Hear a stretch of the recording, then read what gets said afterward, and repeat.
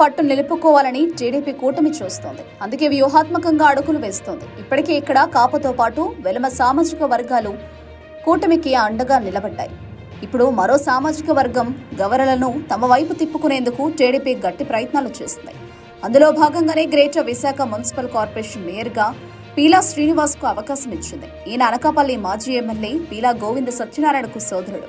సామాజిక అంశాలను పరిగణలోకి తీసుకుని పీలా శ్రీనివాస్ను ఎంపిక చేసినట్లు తెలుస్తోంది.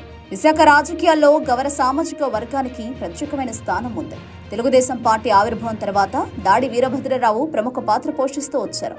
సుదీర్ఘకాలం అనకాపల్లి ఎమ్మెల్యేగా సేవలు అందించారు. మరోవైపు కాంగ్రెస్ పార్టీలో మంచి గుర్తింపు కలిగిన నేతగా కొణతాల రామకృష్ణ పేరు తెచ్చుకున్నారు.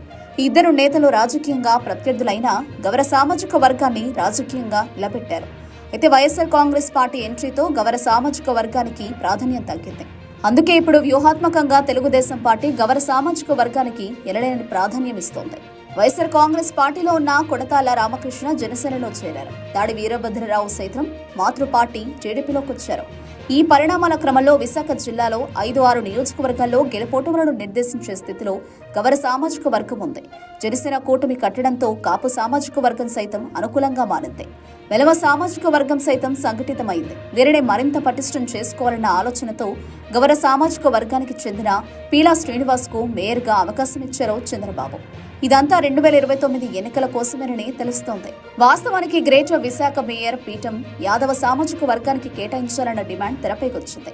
వైఎస్ఆర్ కాంగ్రెస్ పార్టీ యాదవ సామాజిక వర్గానికి చెందిన మహిళా నేత గొలగాని వెంకట హరికుమారికి అవకాశం ఇచ్చింది. ఆమెపై అవిశ్వాసం పెట్టిన సమయంలోనే యాదవ సామాజిక వర్గం నుంచి ఒక విజ్ఞప్తి వచ్చింది.